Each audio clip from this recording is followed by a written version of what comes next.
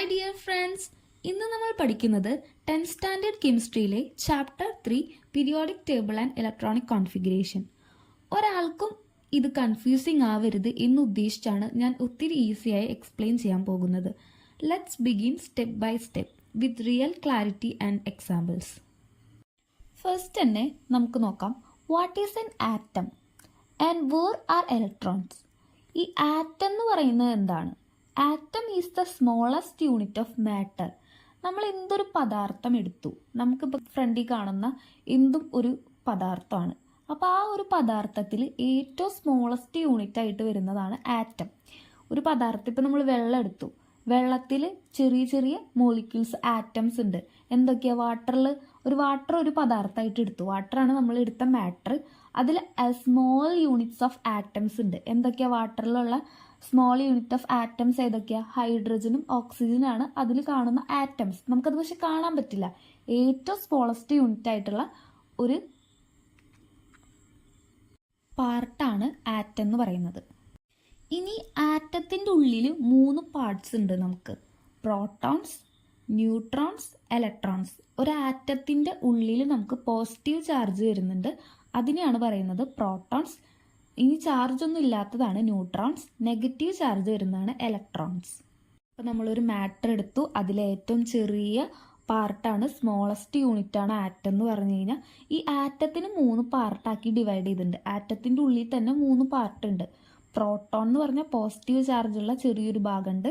പിന്നെ ഇലക്ട്രോൺസ് ഉണ്ട്, നെഗറ്റീവ് ചാർജുള്ള ഇലക്ട്രോൺസ് ഉണ്ട് ആറ്റത്തിൻ്റെ ഉള്ളിൽ. അതുപോലെ ചാർജ് ഒന്നും ഇല്ലാത്ത ന്യൂട്രോൺസും ഉണ്ട് ആറ്റത്തിൻ്റെ ഉള്ളിൽ. അപ്പോൾ പോസിറ്റീവ് ചാർജും ഉണ്ട്, നെഗറ്റീവ് ചാർജും ഉണ്ട്, ഇനി ചാർജ് ഒന്നും ഇല്ലാത്തതും ഉണ്ട്. അപ്പം ഇതിനൊക്കെ ഒരു പേരും കൊടുത്തിട്ടുണ്ട്. പോസിറ്റീവ് ചാർജ് ഉള്ളതിന് നമ്മൾ പ്രോട്ടോൺസ് എന്ന് പറയും, നെഗറ്റീവ് ചാർജ് ഉള്ളതിന് ഇലക്ട്രോൺസ് എന്ന് പറയും, ചാർജ് ഒന്നും ഇല്ലാത്തതിന് നമ്മൾ ന്യൂട്രോൺസ് എന്ന് പറയും. സയൻറ്റിസ്റ്റുമാർ ഓരോന്ന് കണ്ടുപിടിച്ച് വന്നത്, ഈ പ്രോട്ടോൺ എന്ന് പറഞ്ഞ പോസിറ്റീവ് ചാർജ് ഇല്ലേ, അത് നമ്മളൊരു നടുക്കിലത്തെ ഭാഗത്തായിട്ടാണ് കിടക്കുന്നത്. അതിന് നമ്മൾ റൂദർഫോർഡ് ന്യൂക്ലിയസ് എന്ന് പേരിട്ടു. പോസിറ്റീവ് ചാർജായിട്ട് കിടക്കുന്ന ആ പാർട്ട്, നടുക്കിലായിട്ട് കിടക്കുന്ന ആ പാർട്ടിനെ ന്യൂക്ലിയസ് എന്ന് പേരിട്ടു. എന്നിട്ട് ഈ നെഗറ്റീവ് ചാർജുള്ള ഇലക്ട്രോൺസ് എന്താ, ഇതിന് ചുറ്റും ഷെല്ലിൽ കിടന്ന് കറങ്ങുക എന്നാണ് കണ്ടുപിടിച്ചത്. പോസിറ്റീവ് ചാർജുള്ള ന്യൂക്ലിയസ് നടുക്കിലും ഇലക്ട്രോൺസ് അതിന് ചുറ്റും കിടന്ന് കറങ്ങുകയാണ്, റിവോൾവ് ചെയ്യാണെന്നാണ് പറഞ്ഞത്. അപ്പോൾ നമുക്ക് ഈ നടുക്കി കിടക്കുന്ന ന്യൂക്ലിയസ് ചുറ്റും ഓരോ ഷെല്ലുകളുണ്ട്. ആ ഷെല്ലുകൾക്കൊക്കെ ഓരോ പേരും കൊടുത്തിട്ടുണ്ട്. ഫസ്റ്റത്തെ ഷെല്ലിന് കെ എന്ന് പറയും, സെക്കൻഡ് ഷെല്ല് LMN, അങ്ങനെ KLMN അങ്ങനെ പറഞ്ഞിട്ടാണ് നമുക്ക് ഷെല്ലുകൾക്ക് പേര് കൊടുത്തേക്കുന്നത്. പിന്നെ അതുപോലെ നമ്പേഴ്സ് ആയിട്ട് പറയുകയാണെങ്കിൽ 1 2 3 4 അങ്ങനെ നമ്പറുകൾ, ഒന്നുകിൽ അങ്ങനെ നമ്പർ ഇട്ട് പോവുക. അപ്പം നമുക്ക് ഇലക്ട്രോൺസ് എങ്ങനെയൊക്കെയാണ് ഈ ആറ്റത്തിൽ അറേഞ്ച് ചെയ്തിരിക്കുന്നത്, നമുക്ക് എങ്ങനെയാണ് ഇതിൻ്റെ അറേഞ്ച്മെൻ്റ് ഒക്കെ വരുന്നത്, എന്തിനെ ബേസാണ് ഈ അറേഞ്ച്മെൻ്റ് ഒക്കെ വരുന്നതെന്ന് അറിയാൻ വേണ്ടിയിട്ട് ഒരു തിയറി കൊണ്ടുവന്നതാണ് ക്വാണ്ടം തിയറി. അപ്പം നമുക്ക് അതിൽ ക്വാണ്ടം നമ്പേഴ്സാണ് നമുക്ക് പഠിക്കാനുള്ളത്. Electrons are arranged inside the atom using 4 type of numbers called quantum numbers. 4 type quantum നമ്പേഴ്സാണ് നമുക്ക് പഠിക്കാനുള്ളത്. ഫസ്റ്റ് വൺ ആണ് പ്രിൻസിപ്പൽ ക്വാണ്ടം നമ്പർ, ഡിനോട്ട് ചെയ്യുന്നത് സ്മോൾ ലെറ്റർ N ആണ്. പ്രിൻസിപ്പൽ ക്വാണ്ടം നമ്പർ പറയുന്നത് ഏത് ഷെല്ലിലാണ് ഇലക്ട്രോൺസ് വന്ന് കിടക്കുന്നത്. This tells us which shell the electron is in. ഏത് ഷെല്ലിലാണ് ഇലക്ട്രോൺ വരുന്നത്.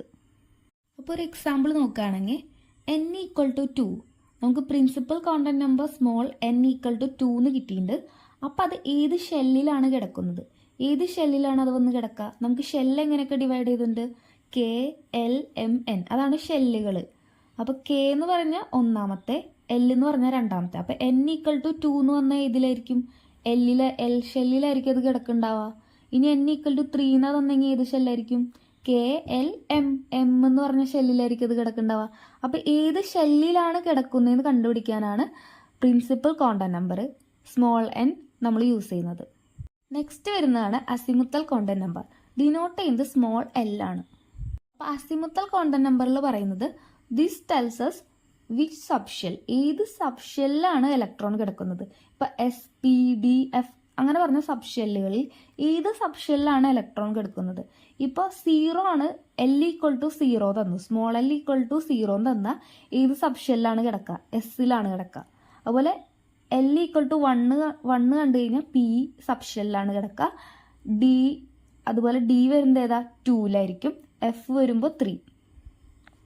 എൽ ഈക്വൽ ടു 1 തന്നാൽ അത് എസ് സബ്ഷെല്ലായിരിക്കും. എൽ ഈക്വൽ ടു 1 തന്നാൽ അത് പിയിലായിരിക്കും. എൽ ഈക്വൽ ടു 2 തന്നാൽ അത് ഡി സബ്ഷെല്ലായിരിക്കും. അതുപോലെ എൽ ഈക്വൽ ടു 3 തന്നാൽ അത് എസ് സബ്ഷെല്ലായിരിക്കും. നെക്സ്റ്റ് വണ്ണാണ് മാഗ്നറ്റിക് കോണ്ടന്റ് നമ്പർ, ഡിനോട്ട് ചെയ്യുന്നത് സ്മോൾ എം. മാഗ്നറ്റിക് കോണ്ടന്റ് നമ്പറിൽ പറയുന്നത് ഓറിയന്റേഷൻ ഓഫ് ഓർബിറ്റൽസ്. ഓർബിറ്റലിന്റെ ഓറിയന്റേഷൻ അത് റിവോൾവ് ചെയ്യുന്ന കാര്യങ്ങളൊക്കെയാണ്. ഓർബിറ്റ്സ് ഏതൊക്കെയാണ് വരുന്നത്, നമുക്കിതിൽ ഡിനോട്ട് ചെയ്യുന്നത് -L മുതൽ +L വരെ. വാല്യൂസ് വരുന്നതാണ് -L തൊട്ട് +L വരെ. -L ഏതാ അസിമുത്തൽ കോണ്ടന്റ് നമ്പർ. അപ്പം അസിമുത്തൽ കോണ്ടന്റ് നമ്പർ നമുക്ക് 1 തന്നേന്ന് വിചാരിക്കുക. അപ്പോൾ -1 മുതൽ +1 വരെ. അപ്പം എങ്ങനെ വരാം, -1 0 +1. അങ്ങനെ അപ്പം അത് 3 മാഗ്നറ്റിക് കോണ്ടന്റ് നമ്പേഴ്സ് ആണ് അതിനുള്ളത്. നമ്മുടെ 1 ആണ്, L ഈക്വൽ ടു 1 എന്ന് തന്നു. അപ്പം എന്തൊക്കെയാണ് വരാം, -1, അത് -1 കഴിഞ്ഞാൽ ഏതാ 0 +1. നമുക്ക് L ഈക്വൽ ടു 2 ആണ് തന്നെ നിൽക്കുക.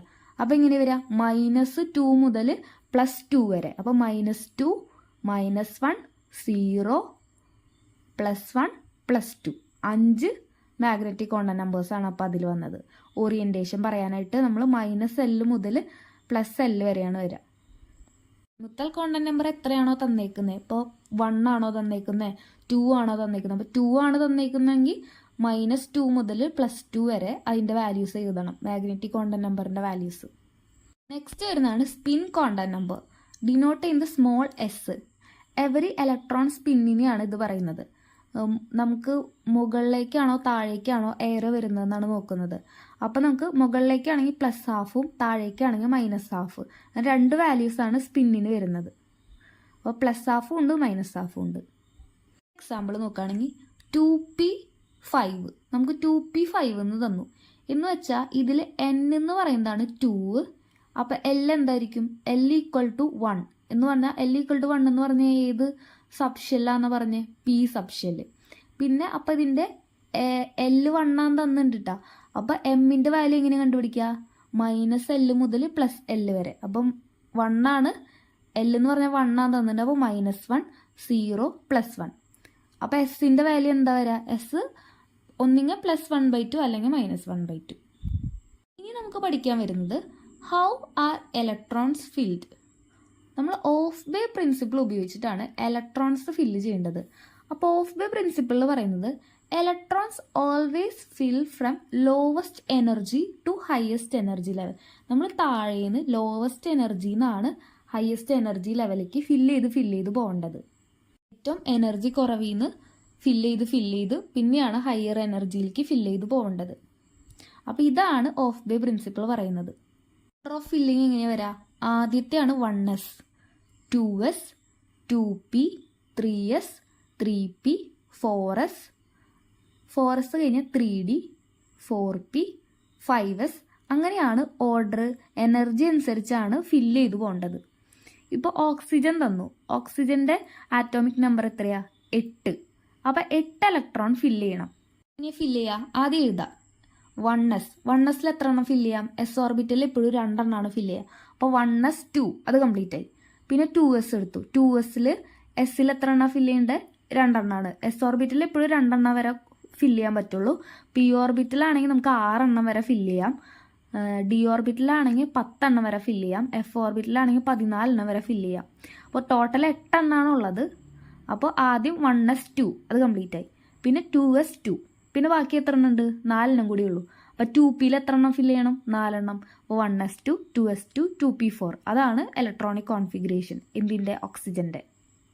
അപ്പോൾ ഓരോ ആറ്റം എടുത്തിട്ട് ഓക്സിജൻ്റെ അതുപോലെ വേറെ വേറെ കോമ്പൗണ്ട്സിൻ്റെ ഒക്കെ എടുത്തിട്ട് എഴുതി പഠിക്കുക. Electronic configuration 1s 2, 2s 2, 2p അങ്ങനെ എങ്ങനെയാണ് ഫില്ല് ചെയ്ത് പോകുന്നതെന്ന് പഠിക്കുക. ഈ ഫില്ലിങ്ങിൽ ക്രോമിയത്തിനും കോപ്പറിനും സിആറിനും സിയുക്കും ഒരു സ്പെഷ്യൽ കേസ് ഉണ്ട്. Some element show different configuration due to stability. അതിൻ്റെ സ്റ്റേബിലിറ്റി കാരണം ചിലത് ഇലക്ട്രോണിക് കോൺഫിഗറേഷൻ ഫില്ല് ചെയ്യുന്നതിൽ ചെറിയ വ്യത്യാസം കാണിച്ചു. അപ്പോൾ ഫസ്റ്റ് നമുക്ക് ക്രോമിയത്തിൻ്റെ കേസ് നോക്കാം. ക്രോമിയത്തിന് നമുക്ക് Z equal to 24, atomic number 24 വരുന്നത്. അപ്പോൾ നമ്മൾ എങ്ങനെയാണ് സാധാരണ ഫില്ല് ചെയ്ത് പോവുക, 1s2 2s2 2p6 3s2 3p6 അങ്ങനെയല്ലേ ഫില്ല് ചെയ്ത് പോവാ. എന്നിട്ട് നമ്മൾ 4s2ഉം 4s നമ്മൾ ആദ്യം ഫില്ല് ചെയ്യണം. 4s കഴിഞ്ഞിട്ടാണ് 3Dയുടെ വരുന്നത്. അപ്പോൾ 4s2 3D4 അങ്ങനെയാണ് നമ്മൾ സാധാരണ എഴുതി പോവുക. പക്ഷേ ഇവിടെ എന്തോ ഒരു എക്സെപ്ഷനിൽ വന്നത്, ക്രോമിയത്തിൻ്റെ കേസിൽ 3D4 അല്ലേ വന്നത്, 4s2 3D4 എന്നല്ലേ വരുന്നത്. അതിന് പകരം 3Dയിൽ എത്ര എണ്ണം വരെ നമുക്ക് ഫില്ല് ചെയ്യാം?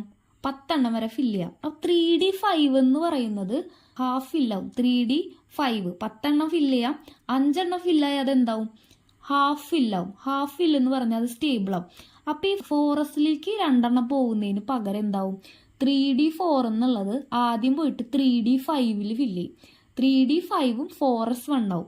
അങ്ങനെ ആയാലാണ് ക്രോമിയം സ്റ്റേബിളായിട്ട് നിൽക്കുന്നത്. കാരണം 3D5 എന്ന് പറയുമ്പോൾ അതിന് സ്റ്റേബിൾ ആവാൻ പറ്റി.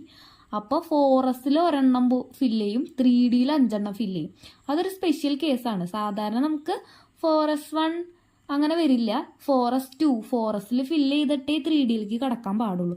പക്ഷേ ക്രോമിയത്തിൻ്റെ കേസിൽ സ്റ്റേബിലിറ്റി ഹാഫ് ഫില്ലാവാൻ വേണ്ടിയിട്ട് 3D4ന് പകരം 3D5 ആക്കി ഫില്ല് ചെയ്ത് 4sൽ ഒരെണ്ണമായിട്ട് ഫില്ല് ചെയ്യും. 4s2ന് പകരം 4s1 ആയിട്ട് 3D5 ആദ്യം കംപ്ലീറ്റ് ആവും. തന്നെ സെയിം ആയിട്ട് കോപ്പറിൻ്റെ ആറ്റോമിക് നമ്പർ വരുന്നത് 29 ആണ്, 29. അപ്പോൾ നമ്മൾ എങ്ങനെ എക്സ്പെക്ട് ചെയ്യുക?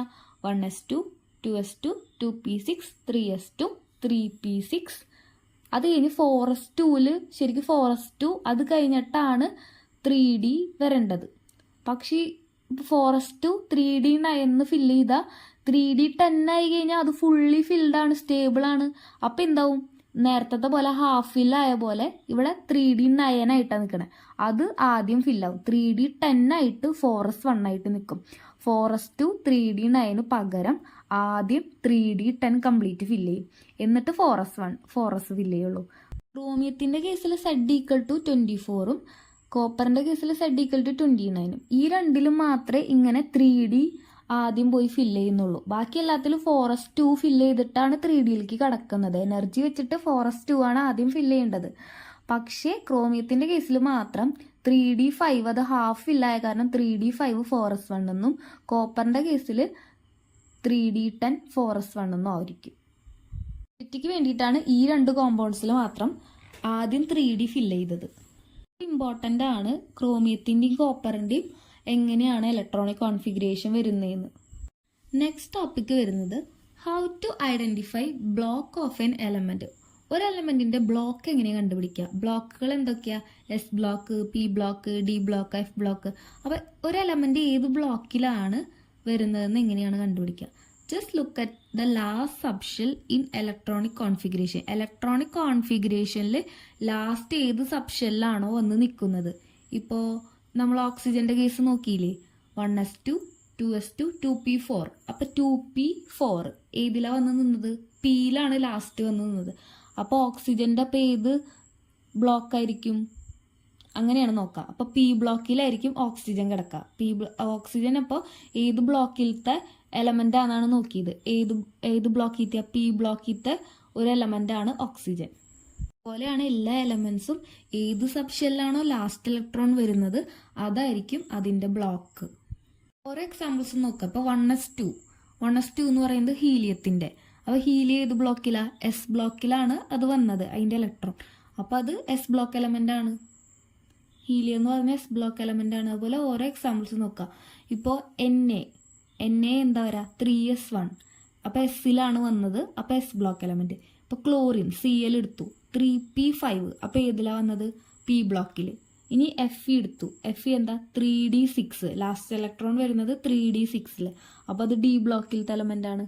അങ്ങനെ ഏതിലാണോ ലാസ്റ്റ് ഫില്ല് ചെയ്ത് വന്ന് നിൽക്കുന്നത് അതാണ് അതിൻ്റെ block. Next topic period number എങ്ങനെ അറിയാം? Period number is the highest principal content number in the configuration. നമ്മുടെ പ്രിൻസിപ്പൽ കോണ്ടന്റ് നമ്പറിൽ ഏറ്റവും ഹയസ്റ്റ് ഏതാണോ അതാണ് പീരീഡ് നമ്പർ. എക്സാമ്പിൾ ഇപ്പോൾ Mg മെഗ്നീഷ്യം എടുത്തു. മെഗ്നീഷ്യത്തിൻ്റെ കോൺഫിഗറേഷൻ എങ്ങനെ ഏതാ? 1s2 2s2 2p6 3s2. മൊത്തം 12 എണ്ണാണുള്ളത്. അപ്പോൾ ഫില്ല് ചെയ്ത് വരുമ്പോൾ 3s2ലാണ് വന്ന് കിടക്കുന്നത്. അപ്പോൾ 3s2 അതിൻ്റെ ലെഫ്റ്റ് കിടക്കുന്ന നമ്പർ ഇല്ലേ 3, അതാണ് അതിൻ്റെ പീരീഡ് നമ്പർ. ലെഫ്റ്റിൽ കിടക്കുന്ന നമ്പറാണ് പീരീഡ് നമ്പർ 3s2. അപ്പോൾ 3 എന്ന് പറയുന്നതാണ് അതിൻ്റെ പീരീഡ് നമ്പർ. ഇനി ഗ്രൂപ്പ് നമ്പർ എങ്ങനെ കണ്ടെത്താം? ഓരോ ബ്ലോക്കിനും നമുക്ക് വേറെ വേറെയാണ് ഗ്രൂപ്പ് നമ്പർ കണ്ടുപിടിക്കേണ്ടത്. അപ്പോൾ എസ് ബ്ലോക്കിന് എങ്ങനെയാണ് കണ്ടുപിടിക്കുക? Count the outer most S electron. ലാസ്റ്റത്തെ എസ് ഇലക്ട്രോൺസിൽ എത്ര ഉണ്ടെന്ന് നോക്കാം. ഇപ്പം എന്നെ എക്സാമ്പിൾ ആയിട്ട് എടുത്തു, സോഡിയം. അതിലെന്താ പറഞ്ഞത്? 3s1. അപ്പം എസ്സിൽ എത്ര ഉണ്ട്? ഒരെണ്ണം. അതാണ് എസ് ബ്ലോക്കിന്റെ ഗ്രൂപ്പ് നമ്പർ. അപ്പോൾ ഗ്രൂപ്പ് 1ലാണ് എന്നെ വരുന്നത്. സോഡിയം ഗ്രൂപ്പ് 1ലാണ് വരുന്നത്. 18 ഗ്രൂപ്പ് ഉണ്ട്. അപ്പൊ എങ്ങനെയാണ് അതിന്റെ ഗ്രൂപ്പ് നമ്പർ, ഓരോ എലമെന്റിന്റെ ഏത് ഗ്രൂപ്പിലാണ് വന്ന് ചേരുന്നത് എന്ന് കണ്ടുപിടിക്കാനാണ് ഒരു എക്സാമ്പിളാണ് നമ്മൾ സോഡിയം എടുത്തത്. Sodium 3s1. അപ്പൊ എസ്സിൽ എത്ര എണ്ണം ഉണ്ട്? 1. അപ്പൊ അതിന്റെ ഗ്രൂപ്പ് നമ്പർ 1 ആണ്. അതിന്റെ ലെഫ്റ്റിൽ കിടക്കുന്ന 3 ആണ് അതിന്റെ പീരീഡ് നമ്പർ. പി ബ്ലോക്കിന്റെ എങ്ങനെ കണ്ടുപിടിക്കുക? Add S plus P electrons in outer most shell then add 10. അങ്ങനെയാണ് ഗ്രൂപ്പ് നമ്പർ കണ്ടുപിടിക്കുക. ഇപ്പോൾ എക്സാമ്പിൾ ക്ലോറിൻ എടുത്തു. ക്ലോറിൻ്റെ എങ്ങനെയാ കോൺഫിഗറേഷൻ വരുന്നത്? 3s2 3p5. അപ്പം 3sൽ എത്ര എണ്ണം ഉണ്ട്? 2 എണ്ണം. 3pയിൽ എത്ര എണ്ണം ഉണ്ട്? 5 എണ്ണം. 2+5 മുകളിലത്തെ നമ്പറുകൾ തമ്മിൽ കൂട്ടാം. 2+5 കിട്ടുന്നത് 2+5 7 ആണ്. അതിൻ്റെ കൂടെ എന്തും കൂടെ കൂട്ടണം? 10 കൂട്ടണം. അപ്പോൾ 2+5 7. 7+10 17. അപ്പോൾ ക്ലോറിൻ്റെ ഗ്രൂപ്പ് നമ്പർ വരുന്നത് 17 ആണ്. അപ്പോൾ പി ബ്ലോക്കിൻ്റെ എങ്ങനെ കണ്ടുപിടിക്കുക? എസ്സിൽ എത്ര ഉണ്ട്? പിയില് ലാസ്റ്റത്തേൽ എസ്സിൽ എത്ര ഉണ്ട്? പിയിൽ എത്ര ഉണ്ടെന്ന് കൂട്ടാം. അതിൻ്റെ കൂടെ 10 കൂടെ കൂട്ടണം. അപ്പോൾ ഗ്രൂപ്പ് നമ്പർ 17 ആണെന്ന് കിട്ടും ക്ലോറിൻ്റെ. ഈ ഡി ബ്ലോക്കിന് എങ്ങനെ കണ്ടുപിടിക്കുക? ഡി ബ്ലോക്കിന് എസ് ഇലക്ട്രോൺ കൂട്ടാം പ്ലസ് n-1 ഡി ഇലക്ട്രോണും കൂട്ടാം. എസ് ഇലക്ട്രോണും ഡി ഇലക്ട്രോണും തമ്മിൽ കൂട്ടാം. അപ്പോൾ എഫ് ഇ എക്സാമ്പിൾ ആയിട്ട് എടുത്തു. Iron 3d6 4s2. അപ്പോൾ 3d6ഉം 4s2ഉം. അപ്പോൾ ഡിയിൽ എത്ര ഉണ്ട്? 6 എണ്ണം. 4sൽ എത്ര ഉണ്ട്? 2 എണ്ണം. അപ്പോൾ 6+2. 6+2 എത്ര കിട്ടുക? 8. അപ്പോൾ 8 ആണ് എഫ് ഇയുടെ ഗ്രൂപ്പ് നമ്പർ. ഗ്രൂപ്പ് നമ്പർ അയണിൻ്റെ എത്ര വന്നത്? 8. നമ്മൾ ഡി ഇലക്ട്രോണും എസ് ഇലക്ട്രോണും തമ്മിൽ കൂട്ടാം. ലാസ്റ്റത്തെ കോൺഫിഗറേഷൻ ഇത് ലാസ്റ്റ് വരുന്ന അവസാനിക്കണതില്ലേ, അതിൻ്റെ ഡി ഇലക്ട്രോണും എസ് ഇലക്ട്രോണും തമ്മിൽ കൂട്ടാം. നെക്സ്റ്റ് നമുക്ക് പീരിയോഡിക് ട്രെൻഡ്സ് എങ്ങനെയെന്ന് നോക്കാം. പീരിയോഡിക് ടേബിളിൽ ട്രെൻഡ് എങ്ങനെയെന്ന് നോക്കാം. എക്രോസ് പീരീഡിൽ, പീരീഡ് എന്ന് പറഞ്ഞാൽ ഹൊറിസോണ്ടലായിട്ട് നേരെ നേരെ പോണതാണ് പീരീഡ്. നമുക്ക് മൊത്തം 7 പീരീഡാണുള്ളത്. പിന്നെ പീരിയോഡിക് ടേബിളിൽ വെർട്ടിക്കലായിട്ട് താഴോട്ട് പോണതാണ് നമ്മുടെ ഗ്രൂപ്പ്സ് നമുക്ക് 18 എണ്ണം ഉണ്ട്. അപ്പോൾ പീരീഡിൽ ആറ്റോമിക് സൈസ്, എലമെന്റ്സിന്റെ ആറ്റോമിക് സൈസ് കുറഞ്ഞാണ് പീരീഡിൽ പോണത്. അപ്പോൾ അയോണൈസേഷൻ എനർജി കൂടിയാണ് പോണത്. മെറ്റാലിക് ക്യാരക്ടർ കുറഞ്ഞാണ് വരുന്നത്. ഇലക്ട്രോനെഗറ്റിവിറ്റി കൂടിയാണ് വരുന്നത്. അപ്പോൾ ആറ്റോമിക് സൈസും മെറ്റാലിക് ക്യാരക്ടറും പീരീഡിൽ കുറഞ്ഞു പോണു. അയണൈസേഷൻ എനർജിയും ഇലക്ട്രോനെഗറ്റിവിറ്റിയും കൂടി വരുന്നു. എങ്ങനെ? പീരീഡിൽ കേട്ടോ. അപ്പോൾ ഇതിന്റെ നേരെ ഓപ്പോസിറ്റ് ആയിരിക്കും ഗ്രൂപ്പിൽ. നമുക്ക് പീരീഡിൽ ഹൊറിസോണ്ടലായിട്ട് പോകുമ്പോൾ സൈസ് കുറഞ്ഞു വരിക. സൈസ് കുറഞ്ഞു വരുമ്പോൾ ന്യൂക്ലിയസ് ആയിട്ടുള്ള അട്രാക്ഷൻ കൂടി വരിക. അപ്പം നമുക്ക് ഒരു ഇലക്ട്രോണിനെ അതിൽ നിന്ന് റിമൂവ് ചെയ്യാൻ പാടായിരിക്കും. ഒരു ഇലക്ട്രോണിനെ റിമൂവ് ചെയ്യാനുള്ള എനർജിയാണ് ഈ അയണൈസേഷൻ എനർജി. അപ്പോൾ ഈ അയണൈസേഷൻ എനർജി നമുക്ക് ചെറുതായി വരും തോറും ന്യൂക്ലിയസ് ആയിട്ടുള്ള അട്രാക്ഷൻ കൂടുന്നതുകൊണ്ട് ഇലക്ട്രോണിനെ റിമൂവ് ചെയ്യാൻ പാടായിരിക്കും. അതുകൊണ്ടാണ് സൈസ് കുറയും തോറും അയണൈസേഷൻ എനർജി കൂടുന്നത്. അപ്പോൾ പീരീഡിൽ നമുക്ക് അയണൈസേഷൻ എനർജി കൂടാണ് ചെയ്യുന്നത്. ഇനി ഡൗൺ ദ ഗ്രൂപ്പ് എങ്ങനെയാണ്? ആറ്റോമിക് സൈസ്, ആറ്റത്തിന്റെ സൈസ് കൂടി വരിക. അയണൈസേഷൻ എനർജി അപ്പം എന്താവും? സൈസ് കൂടുന്തോറും ന്യൂക്ലിയസ് ആയുള്ള അട്രാക്ഷൻ കുറയും. അപ്പോൾ ഇലക്ട്രോണെ നമുക്ക് പെട്ടെന്ന് റിമൂവ് ചെയ്യാം. അപ്പോൾ അയണൈസേഷൻ എനർജി കുറവ് മതി. സൈസ് കൂടി വരുന്നതുകൊണ്ട് അയണൈസേഷൻ എനർജി കുറവ് മതി ഡൗൺ ദ ഗ്രൂപ്പിൽ. മെറ്റാലിക് ക്യാരക്ടർ കൂടും. അയണൈസേഷൻ എന്താൽപ്പി എന്ന് പറഞ്ഞാൽ എന്താ? Energy required to remove 1 electron from an atom. ഒരു ആറ്റത്തിൽ നിന്ന് ഒരു ഇലക്ട്രോണിനെ റിമൂവ് ചെയ്യാൻ വേണ്ട എനർജിയാണ് അയണൈസേഷൻ എനർജി. ഇപ്പം നമ്മൾ ഒരു ഗ്രൂപ്പിൽ എടുത്തു കഴിഞ്ഞാൽ ആറ്റത്തിന്റെ സൈസ് കൂടി വരിക. അപ്പോൾ കൂടി വരുമ്പോൾ ന്യൂക്ലിയസ് ആയിട്ടുള്ള അട്രാക്ഷൻ സൈസ് കൂടുന്തോറും ന്യൂക്ലിയസ് ആയിട്ടുള്ള അകലം കൂടി വരുന്നതുകൊണ്ട് അട്രാക്ഷൻ കുറയാണ്. അട്രാക്ഷൻ കുറയുമ്പോൾ നമുക്ക് ഇലക്ട്രോണെ ലാസ്റ്റ് വരുന്നതിനൊക്കെ ഇലക്ട്രോണെ പെട്ടെന്ന് റിമൂവ് ചെയ്യാൻ ഈസി ആയിരിക്കും. അപ്പോൾ അതിന് അയണൈസേഷൻ എനർജി കുറവ് മതി. അതാണ് ഗ്രൂപ്പിൽ അയണൈസേഷൻ എനർജി താഴോട്ട് വരുന്തോറും അയണൈസേഷൻ എനർജി കുറഞ്ഞു കുറഞ്ഞു വരും. പിരീഡിലാണെങ്കിൽ നമ്മൾ ലെഫ്റ്റിൽ നിന്ന് റൈറ്റിലോട്ട് പോകും തോറും അയണൈസേഷൻ എനർജി കൂടി കൂടി വരും. കാരണം സൈസ് കുറയാണ് പിരീഡിൽ. ഡൗൺ ദ ഗ്രൂപ്പിൽ നമുക്ക് സൈസ് കൂടി കൂടി വരിക, പിരീഡിൽ സൈസ് കുറഞ്ഞു കുറഞ്ഞു പോവുക. പിരീഡിൽ സൈസ് കുറഞ്ഞു കുറഞ്ഞാണ് വരുന്നത്. അപ്പോൾ അയണൈസേഷൻ എനർജി കൂടുന്നു പഠിക്കുക പിരീഡിൽ.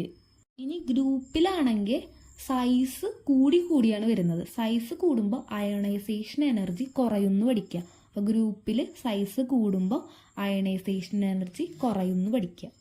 Next topic characteristics of S block, P block, D and F blocks. അപ്പോൾ ഓരോ ബ്ലോക്കിൻ്റെയും ക്യാരക്ടറിസ്റ്റിക്സ് എന്തൊക്കെയാണെന്ന് നോക്കാം. എസ് ബ്ലോക്ക് എന്ന് പറയുന്നത് ഒന്നാമത്തെയും രണ്ടാമത്തെയും ഗ്രൂപ്പ് എന്ന് വെച്ചാൽ ആൽക്കലി മെറ്റൽസ് ആണ് ഗ്രൂപ്പ് 1, ആൽക്കലൈൻ എർത്ത് മെറ്റൽസ് ആണ് ഗ്രൂപ്പ് 2. ഈ രണ്ട് ഗ്രൂപ്പ് 1ഉം ഗ്രൂപ്പ് 2ഉം രണ്ട് ഗ്രൂപ്പ്സ് കമ്പൈൻ ചെയ്യുന്നതിന് പറയുന്നതാണ് എസ് ബ്ലോക്ക് എലമെന്റ്സ്. എസ് ബ്ലോക്കിലത്തെ എലമെന്റ്സ് സോഫ്റ്റ് മെറ്റൽസ് ആണ്, ഹൈലി റിയാക്റ്റീവ് ആണ്, അയണിക് കോമ്പൗണ്ട്സ് ഫോം ചെയ്യും. അയണിക് കോമ്പൗണ്ട്സ് എന്ന് പറഞ്ഞാൽ എക്സാമ്പിൾ NaCl പോലത്തെ കോമ്പൗണ്ട്സ് ഫോം ചെയ്യും എസ് ബ്ലോക്ക് എലമെന്റ്സ്. ഇനി P block elements. P block എലമെന്റ്സിൽ മെറ്റൽസ് ഉണ്ട്, നോൺ മെറ്റൽസ് ഉണ്ട്, മെറ്റലോയിഡ്സ് ഉണ്ട്. അങ്ങനെ 3 ടൈപ്പ് ഉണ്ട് പി ബ്ലോക്കിൽ. അതെന്തൊക്കെ? Shows many types of properties. എല്ലാം വേറെ വേറെ പ്രോപ്പർട്ടീസ് ആണ് കാണിക്കുന്നത്. മെറ്റൽസിന്, നോൺ മെറ്റൽസ്, മെറ്റലോയിഡ്സിനൊക്കെ വേറെ വേറെ പ്രോപ്പർട്ടീസ് കാണിക്കും. Next D block elements. D block എലമെന്റ്സിന് നമ്മൾ ട്രാൻസിഷൻ മെറ്റൽസ് എന്നും പറയും. ട്രാൻസിഷൻ മെറ്റൽസിന്റെ പ്രത്യേകത ഇത് ഇത്തിരി കൂടെ ഷൈനി ആണ്. ഷൈനി വെച്ചാൽ തിളങ്ങും. പിന്നെ കണ്ടക്ട് ഇലക്ട്രിസിറ്റി പാസ് ചെയ്യും. അതുപോലെ തന്നെ വേറൊരു പ്രത്യേകതയാണ് വേരിയബിൾ ഓക്സിഡേഷൻ സ്റ്റേറ്റ്സ് കാണിക്കും. വ്യത്യസ്ത ഓക്സിഡേഷൻ സ്റ്റേറ്റ്സുകൾ കാണിക്കും. ഇപ്പോൾ +1, +2, +3 അങ്ങനെ ഓക്സിഡേഷൻ സ്റ്റേറ്റുകൾ വേറെ വേറെ കാണിക്കും. ഓക്സിഡേഷൻ സ്റ്റേറ്റ് എന്ന് പറയുന്നത് വാലൻസി വെച്ചിട്ട് എത്ര എണ്ണം വരെ നമുക്ക് വിട്ടുകൊടുക്കാൻ പറ്റും, എത്ര ഇലക്ട്രോൺ വരെ നമുക്ക് സ്വീകരിക്കാൻ പറ്റും, അങ്ങനെയൊക്കെ വെച്ചിട്ട് പറയുന്നതാണ് ഓക്സിഡേഷൻ സ്റ്റേറ്റ്. അപ്പോൾ വേറെ വേറെ different oxidation states transition metal കാണിക്കും. പിന്നൊരു പ്രത്യേകത D block elements coloured compounds ഉണ്ടാക്കും. ഡി ബ്ലോക്ക് കാണിക്കുന്ന ഓക്സിഡേഷൻ സ്റ്റേറ്റ്സ് എങ്ങനെയാന്ന് നോക്കാം. D block elements show many oxidation states due to close energies of orbitals. ഓർബിറ്റൽസിന്റെ എനർജി ഭയങ്കര എടുത്തായതുകൊണ്ടാണ് ഇത് ഡിഫറെൻറ്റ് ഓക്സിഡേഷൻ സ്റ്റേറ്റ്സ് കാണിക്കുന്നത്. എക്സാമ്പിൾ നോക്കുകയാണെങ്കിൽ Fe എക്സാമ്പിളായിട്ട് എടുത്തു. Fe അയൺ, അത് നമുക്ക് Fe ചിലപ്പോൾ +2 ഓക്സിഡേഷൻ സ്റ്റേറ്റും കാണിക്കും, +3 ഓക്സിഡേഷൻ സ്റ്റേറ്റ് കാണിക്കും. അപ്പോൾ Feയുടെ ഓക്സിഡേഷൻ സ്റ്റേറ്റ്സ് പഠിച്ചു വയ്ക്കുക, +2, +3. ഒരു എക്സാമ്പിളാണ് Mn മാംഗനീസ്. മാംഗനീസ് +2 തൊട്ട് +7 വരെയുള്ള ഓക്സിഡേഷൻ സ്റ്റേറ്റ്സ് കാണിക്കും. +2, +3, +4, +6, +7 എല്ലാം കാണിക്കും. പിന്നെ D block elements coloured compounds ഉണ്ടാവും എന്ന് പറഞ്ഞില്ലേ. അപ്പോൾ the compounds are coloured because electrons jumps between D orbitals called DD transition. ഒരു ഡി ഓർബിറ്റലിൽ നിന്ന് അടുത്ത ഡി ഓർബിറ്റലിലേക്ക് അത് ഇലക്ട്രോൺസ് ജമ്പ് ചെയ്യും, ചാടി നിൽക്കും. ലോവർ എനർജി, താഴെയുള്ള എനർജിയിൽ നിന്ന് മുകളിലത്തെ എനർജി, അങ്ങനെ DD ട്രാൻസിഷൻ വഴിയാണ് കളേർഡ് കോമ്പൗണ്ട്സ് ഉണ്ടാകുന്നത്. ബ്ലോക്കിലത്തെ മിക്ക എലമെന്റ്സും കളേർഡ് ആണ്. അപ്പോൾ എന്തുകൊണ്ടാണ് അത് കളർ കാണിക്കുന്ന റീസൺ ചോദിച്ചു കഴിഞ്ഞാൽ റീസൺ ആണ് DD transition. Electrons jump between D ഓർബിറ്റലിന് തമ്മിൽ ഇലക്ട്രോൺസ് ജമ്പ് ചെയ്യുന്നത് കൊണ്ടാണ് DD ട്രാൻസിഷൻ എന്നാണ് അതിൻ്റെ പേര്. അപ്പോൾ റീസൺ ചോദിച്ചാൽ DD ട്രാൻസിഷൻ എന്നാണ് എഴുതേണ്ടത്. എക്സാമ്പിൾ പഠിച്ചു വയ്ക്കുക. കോപ്പർ Cu2+, അതിൻ്റെ കളർ വരുന്നത് ബ്ലൂ കളറാണ് കോപ്പറിൻ്റെ. അതുപോലെ Fe3+, കളർ വരുന്നത് യെല്ലോ ആണ്. അതുപോലെ Cr3+, കളർ വരുന്നത് ഗ്രീൻ ആണ്. അപ്പോൾ കോമ്പൗണ്ട്സിൻ്റെ കളറ് കുറച്ച് എക്സാമ്പിൾസ് പഠിച്ചു വയ്ക്കുക.